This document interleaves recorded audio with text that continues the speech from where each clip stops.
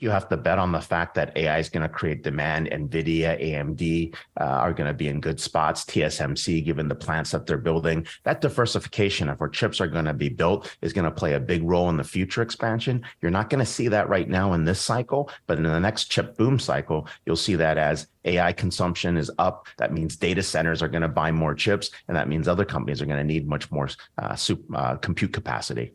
And Ray, I always watch you on Twitter. You're always at all the conventions, getting really a pulse of what investors are doing and what founders are doing. What are some of the top three themes that you're seeing as you go about your travels?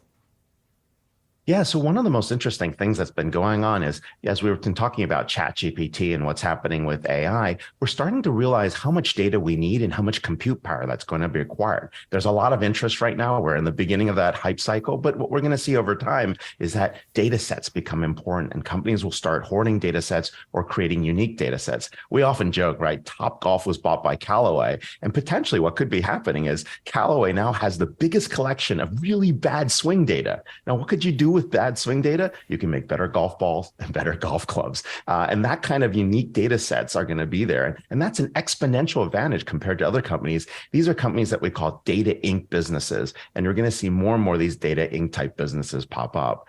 The second thing is really around automation and where we're going to head. And we're going to see a lot of human augmentation for quite some time because there's a lot of information that actually has to be processed. And what that means is, right, we're going to get to error rates of about 9%, 3%, 2%. And so a 98% accuracy is great when you're not doing anything that impacts humans or causes healthcare issues, right? And we're going to be searching for that last piece. And that human training with machine data is going to come, it's going to be very, very important. And then the last piece I think that we keep seeing across the board is really the need for some level of AI ethics, right? Where we can actually see the algorithms, that they're transparent. We can explain bias when it happens, and we can prevent it and reverse it when it's not supposed to happen. And of course, we're going to have more human training. And if you want to actually make sure everything's okay, you start with a human and you end with a human so that the machines don't take over.